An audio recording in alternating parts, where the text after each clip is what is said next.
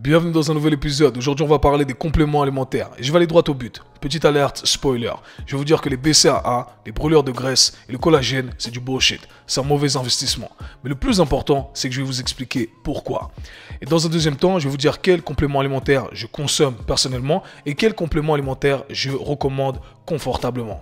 Le but du K-Suis Show à chaque fois, c'est de vous éduquer, partager mon savoir pour qu'on grandisse tous ensemble, pour que vous soyez armés pour prendre les bonnes décisions. Mon but, c'est de vous donner, vous apprendre à pêcher et non pas de vous donner le poisson. Ça serait trop simple de vous dire consommez ça, ne consommez pas ça, ok? Donc on va aller creuser un peu plus et comprendre vraiment ce qui se passe lorsqu'on parle de certains compléments alimentaires.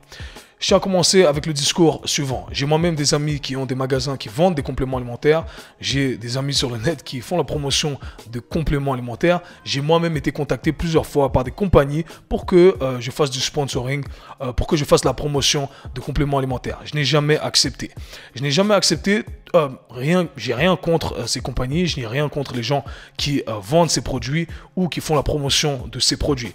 Moi, tout simplement, je n'ai jamais accepté parce que je trouve que ça va à l'encontre de mon discours. Et mon discours est le suivant. Si vous voulez vraiment avoir des résultats, eh bien, il faut s'en tenir aux bases. Il faut les répéter, les faire bien et le faire vraiment sur une longue durée. C'est comme ça que vous allez avoir des résultats et que vous allez faire des gains. Malheureusement, aujourd'hui, l'industrie des compléments alimentaires, c'est devenu une grosse industrie. Okay? Et je trouve que ça dévie la plupart des gens du droit chemin, qui est celui d'exécuter les bases. Et la vérité, c'est que beaucoup de gens utilisent les compléments alimentaires comme s'ils cherchaient à combler ce manque d'exécution des bases. Et ça m'embête. Alors, peut-être qu'un jour, je ferai un deal avec une compagnie qui vend des compléments alimentaires que j'apprécie. Et tant que ça respecte mes principes, mon intégrité, eh bien, je pourrais le faire. Mais jusqu'à maintenant, j'ai pas voulu le faire parce que je pense que ce n'est pas nécessaire. Donc, je vais vous dire ce qui devrait être consommé en fonction du contexte, bien entendu, à vous d'analyser le tout. Et ce qui, selon moi, est une perte de temps, est un mauvais investissement financier. Donc, commençons directement par les BCAA. Les BCAA, le collagène et les brûleurs de graisse reviennent à chaque fois. Il y a plein de compléments alimentaires, mais pour moi, ces derniers sont les plus importants. Donc, on va essayer de comprendre un peu ce qui se passe. Les BCAA, qu'est-ce que c'est? BCAA, c'est un acronyme pour Branch Chain Amino Acid. Okay? Les acides aminés. Quand on parle d'acides aminés, qu'est-ce que c'est? Les acides aminés sont les molécules qui composent les protéines. Donc si je vous fais une vision macro à micro, on a le tissu musculaire qui est composé de protéines, les protéines qui sont composées de ces molécules-là appelées les acides aminés. On a deux groupes d'acides aminés. Les acides aminés dits non essentiels et les acides aminés dits essentiels. Les acides aminés dits non essentiels sont appelés de la sorte parce qu'ils peuvent être fabriqués, synthétisés par le corps. Or, les acides aminés essentiels ne peuvent pas être fabriqués par le corps. Ils doivent être amenés par notre alimentation ou par des compléments. Okay? Dans les BCAA, vous allez retrouver certains de ces acides aminés essentiels. Il faut savoir qu'il y a une certaine hiérarchie, si on veut. Certains acides aminés essentiels sont plus importants que d'autres. Dans mon dernier podcast, je l'ai mentionné, un de ces acides aminés essentiels est la leucine. Okay? La leucine qui est très importante parce que c'est cette dernière qui va enclencher le processus de synthèse des protéines. Donc, en très vulgarisé, ce processus qui va permettre de construire du tissu musculaire. Si on n'a pas assez de ces acides aminés, eh bien, on n'enclenche pas, on n'appuie pas sur le bouton pour entamer ce processus-là. Okay?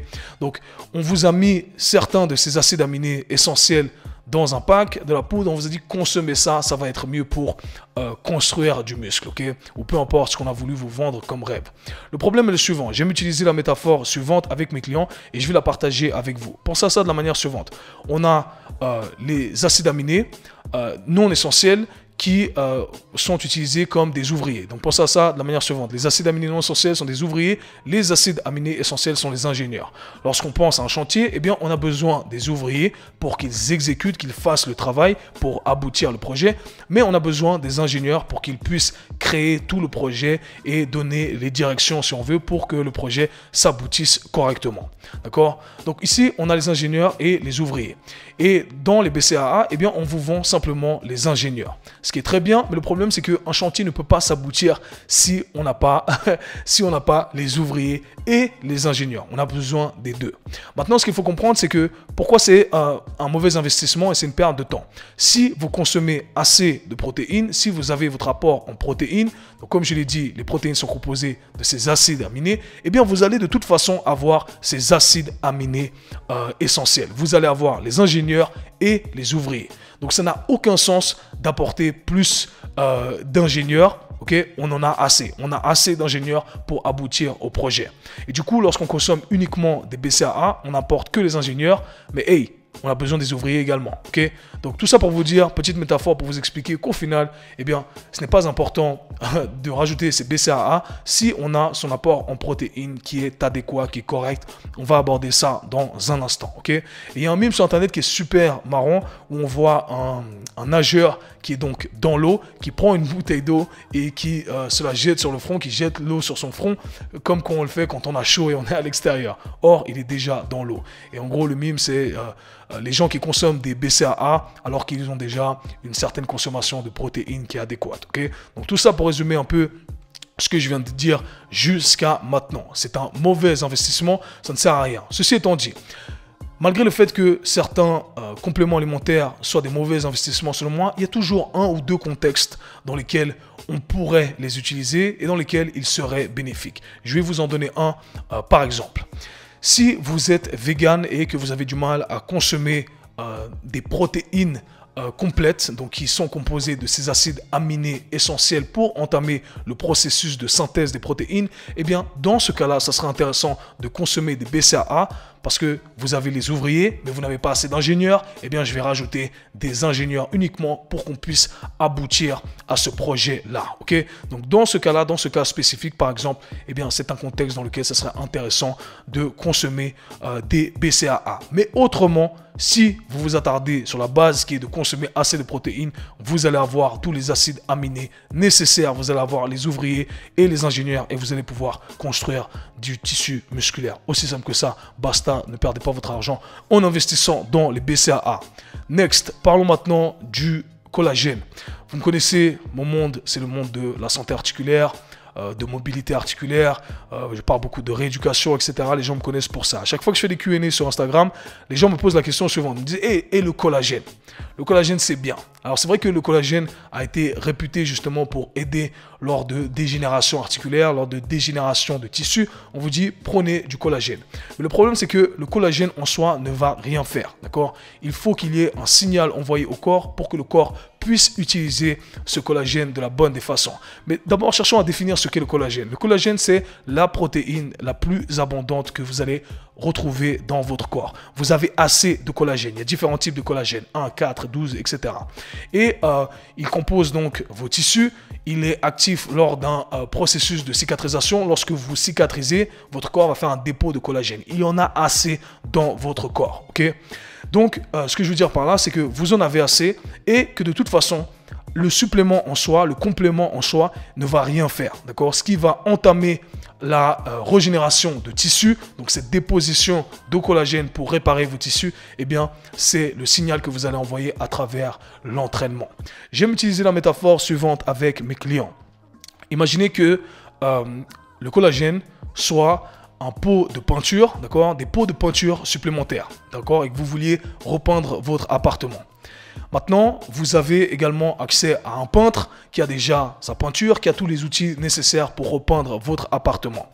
Le peintre étant l'entraînement, le signal qu'il faut envoyer à son corps, et les pots de peinture supplémentaires, le collagène. Si vous faites appel au peintre, uniquement au peintre, eh bien le peintre va repeindre votre appartement parfaitement. Si vous faites un entraînement, que vous envoyez le signal adéquat à votre corps, eh bien votre corps a déjà assez de peinture, assez de collagène et il va faire la déposition correctement. Maintenant, ça ne sert à rien d'utiliser des pots de peinture supplémentaires. Et ce qui est intéressant, ce qu'il faut garder en tête, c'est la chose suivante, c'est qu'il y a certaines évidences qui montreraient que éventuellement le collagène pourrait supporter ce processus, ce signal, cet entraînement qu'on va envoyer pour régénérer des tissus. Mais le pourcentage de bénéfices apportés en plus est minime. C'est peut-être 1 à 5%, ok? Même pas, peut-être, d'accord? Ce n'est pas important. Le plus important à comprendre, c'est la chose suivante, c'est que vous pouvez avoir le peintre sans acheter des pots de peinture supplémentaires et vous serez au top. L'appartement va être repeint. Ok, c'est parfait. Maintenant, si vous achetez uniquement les pots de peinture, eh bien, vous n'allez pas repeindre votre appartement. Les pots de peinture ne vont pas repeindre tout seul l'appartement. J'espère que c'est clair pour vous. Consommer uniquement du collagène, ça ne va pas vous aider à régénérer des nouveaux tissus, à réparer vos blessures, articulations, autres tissus, peu importe. Mais faire de l'entraînement, c'est nécessaire et c'est la seule chose dont vous avez besoin pour régénérer vos tissus. Donc ne perdez pas votre argent à investir dans des suppléments tels que le collagène. Passons maintenant au brûleur de graisse, mon favori. Le brûleur de graisse, tout le monde veut prendre des brûleurs de graisse pour perdre du poids plus rapidement. Je tiens à dire que moi, quand j'étais plus jeune et que je n'avais pas ce savoir, brûleur de graisse directement. Quand j'étais un combattant, jeune, on voulait perdre du poids, brûleur de graisse, etc.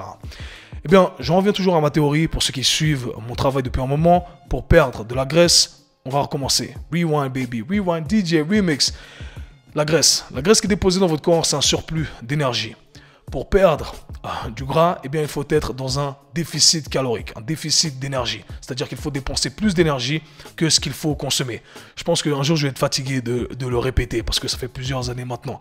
Mais bon, au moins, vous l'aurez compris pour les nouveaux auditeurs. Donc, on doit dépenser plus d'énergie pour taper dans ce stock d'énergie qu'on a ici, la graisse. Ok ?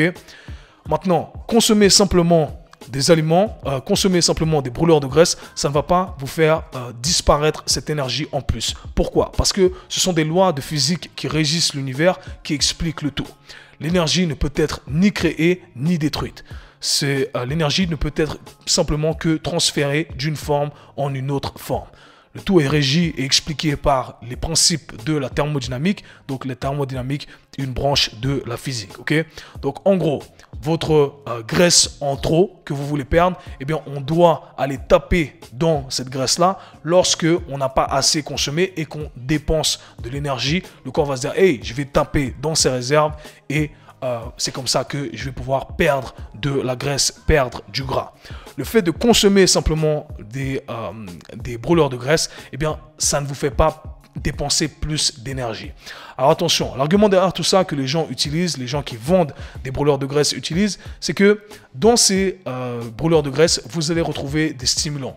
De la caféine, du guarana, etc. Et l'argument qui est très malsain utilisé derrière tout ça, c'est qu'on dit, hey, vu que vous avez ces stimulants, eh bien, ça va vous faire bouger plus. Par conséquent, vous allez dépenser plus d'énergie et c'est comme ça que vous allez perdre du gras. Ok, très bon argument. Buvez un café, ça va vous aider exactement de la même façon. Ok, donc c'est un très mauvais argument. Le deuxième argument, c'est que éventuellement, ça va augmenter la chaleur de votre corps. Et même si c'était très important, ça ne l'est pas, d'accord? Eh bien, vous n'allez pas dépenser énormément d'énergie simplement parce que votre corps va chauffer un tout petit peu plus à cause de ces stimulants. Je vous garantis, faites la vaisselle, vous allez dépenser plus d'énergie qu'en consommant un brûleur de graisse. Ok?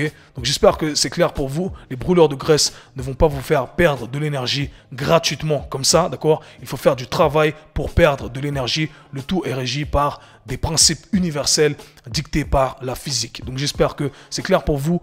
Mauvais investissement, ne perdez pas votre argent en investissant dans des brûleurs de graisse. Faites du sport, dépensez plus, mangez moins, d'accord? J'ai fait plein de podcasts là-dessus, mais c'est la seule façon de perdre du gras. Oubliez les brûleurs de graisse. Donc maintenant que j'ai énuméré le pourquoi on ne doit pas consommer ces compléments, je vais vous parler de ce que moi je consomme et pourquoi, bien entendu. Moi, je consomme uniquement de la protéine en poudre, ok? Attention, wow, la protéine en poudre. Pour les gens qui ne sont pas calés, eh bien, on pense que tout d'un coup, on parle de compléments, de stéroïdes, de trucs trop graves. Les gars, j'ai fait un podcast là-dessus, je vous invite à aller l'écouter. Je ne vais pas trop m'attarder sur la protéine en poudre, ok? Mais en gros, la protéine en poudre, c'est un complément. On a isolé des parties qu'on retrouve dans notre alimentation et on l'a créé grâce à nos belles technologies qu'on a aujourd'hui en poudre et on peut consommer le tout si c'est nécessaire. Et j'insiste là-dessus. Les compléments alimentaires doivent être consommés uniquement pour complémenter une carence. Donc si on n'a pas assez de protéines dans à travers notre alimentation, ce que l'on mange directement, eh bien c'est intéressant de consommer des compléments alimentaires. Parce que hey, j'ai pas assez de ça dans mon alimentation, parce que j'ai pas assez le temps de manger, j'ai pas ça, j'ai pas ci.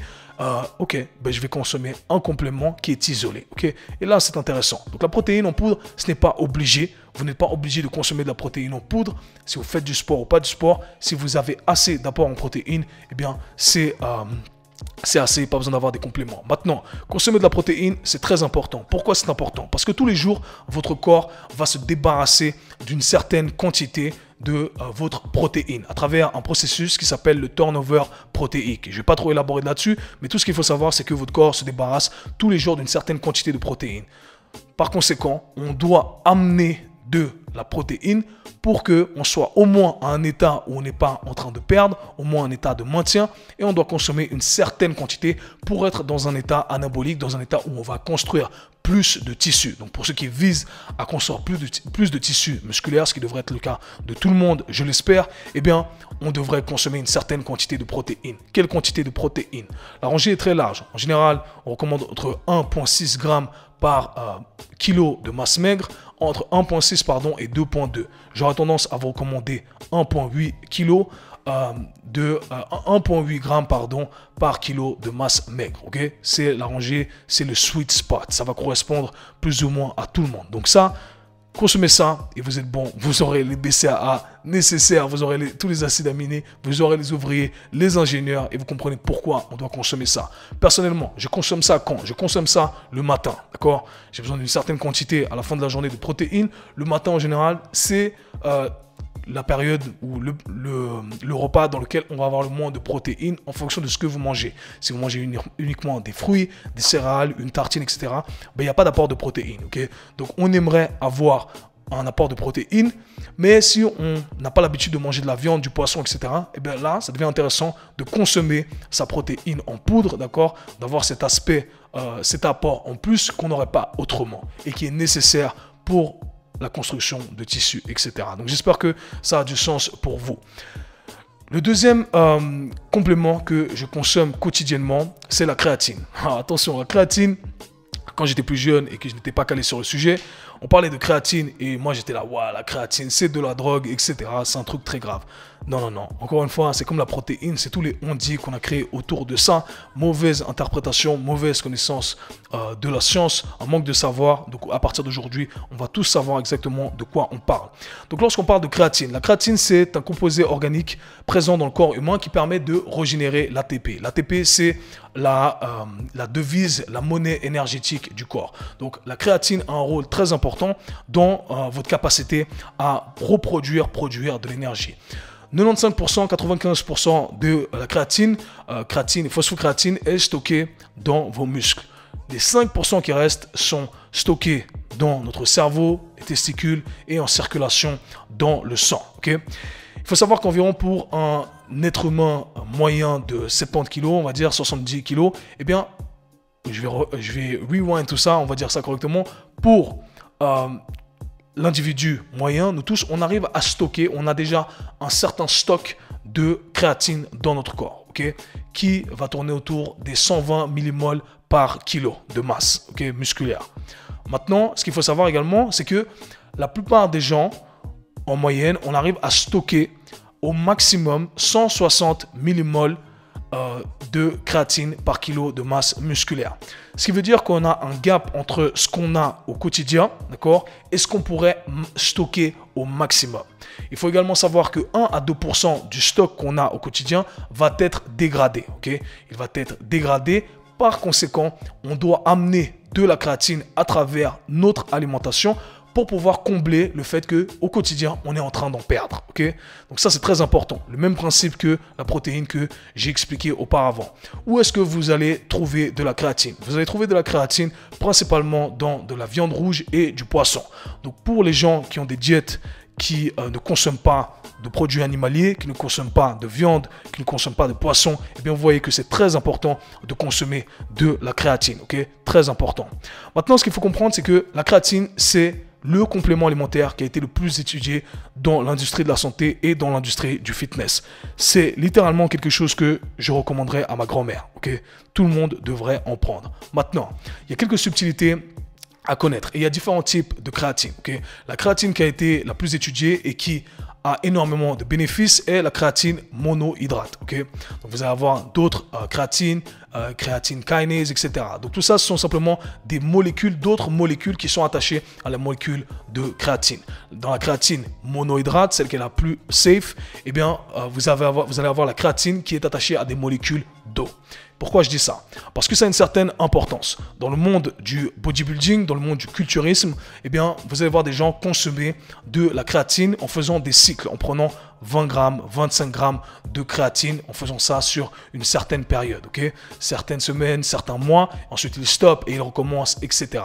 Et du coup, ça a cette capacité justement de ramener plus d'eau dans nos muscles, ce qui donne cet aspect un peu plus gonflé. Pour ceux qui sont dans le monde du bodybuilding, ils savent exactement de quoi je parle. Lorsqu'ils font des sèches, lorsqu'ils ne consomment plus de carbohydrates et qu'ils se sentent flat, qu'ils se sentent pleins, eh bien on reconsomme des carbohydrates, des glucides pour avoir ce sentiment qu'on est gonflé. Et bien la créatine, ça va faire la même chose. Ça va amener plus d'eau dans les muscles, donc on est un peu plus gonflé. Et c'est important de garder ça en tête, de prendre ça en considération si on est, par exemple, si on fait un sport qui requiert de rester dans une certaine catégorie de poids, d'accord, les combattants, etc., etc. Si on en prend trop, eh bien, on va prendre du poids, bien entendu, parce qu'on est en train de stocker plus d'eau dans nos muscles. Ça donne cet aspect un peu plus gonflé. C'est cool esthétiquement, mais si ça va porter préjudice à notre catégorie de poids, eh bien, c'est là où ça pose problème. Ok, donc gardez ça en tête. Maintenant, il faut savoir que la créatine apporte énormément d'effets dans votre production d'énergie, de bénéfices. Également, il y aurait des effets, des bénéfices au niveau cognitif, donc ça va aider votre cerveau à fonctionner d'une meilleure façon. Ça a du sens, rappelez-vous, je vous ai dit qu'un certain pourcentage était également stocké dans votre cerveau. Donc en gros, ce que j'essaie de dire ici, c'est qu'il n'y a pas beaucoup de désavantages à utiliser de la créatine. Maintenant, la créatine a certains désavantages éventuellement, celui que j'ai mentionné par rapport au poids, mais attention, uniquement si on utilise de grands dosages.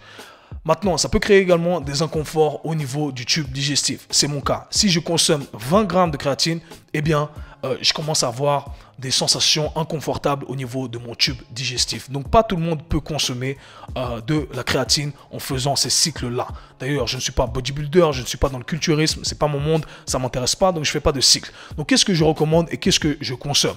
Je consomme entre 3 et 5 grammes de créatine monohydrate tous les jours. Pourquoi? Pour combler ce qui se dégénère au quotidien, pour m'apporter tous les bénéfices à un niveau énergétique et à un niveau cognitif. Et c'est ce que je recommande à tout le monde parce que c'est le complément qui a été le plus étudié et qui est le plus safe. Aussi simple que ça, ok? C'est pas une drogue, c'est pas un stimulant, etc., etc. Donc j'espère que cet épisode vous aura aidé. Bien entendu, je reviens un peu sur la protéine. Un point important à garder en tête, c'est que la protéine, il faut tester, ok? La protéine, celle que je recommande, c'est la protéine whey, c'est celle qui est la plus efficace. Maintenant, il faut garder en tête que la marque, d'accord, la marque va, en fonction de la compagnie, ils vont avoir des compositions légèrement différentes. Donc, il faut essayer différents types de protéines pour savoir celles qui nous correspondent. Il y a certaines protéines que je peux très bien digérer, d'autres protéines que je ne peux pas très bien digérer. Donc, à vous d'élaborer un peu plus là-dessus. Je vous invite à aller écouter mon podcast. Donc, voilà les amis, le seul complément alimentaire que je rajouterais là-dedans, ce serait peut-être de la vitamine D, la vitamine D3 pour être un peu plus précis, vu qu'on est, en tout cas moi dans mon cas, je ne vois pas le soleil pendant 8 mois dans l'année, vu que j'habite en Suisse, je travaille toute la journée, donc je ne vois pas le soleil, je ne suis pas exposé au soleil, donc on manque de vitamine D. La vitamine D, c'est très très très important pour plusieurs processus chimiques, métaboliques au sein de votre corps, ok? Donc voilà les simples compléments que je recommande. Pas plus que ça. Il n'y a pas besoin de faire des trucs magiques. 5 fruits et légumes. Mangez bien ce qui vous correspond. Dormez bien. 7 à 9 heures par jour. Entraînez-vous. Entraînement de résistance, entraînement cardiovasculaire à basse intensité. C'est tout ce qu'il faut savoir. Pas besoin de plus. C'est tout. Mic drop. On se parle la prochaine fois. Peace.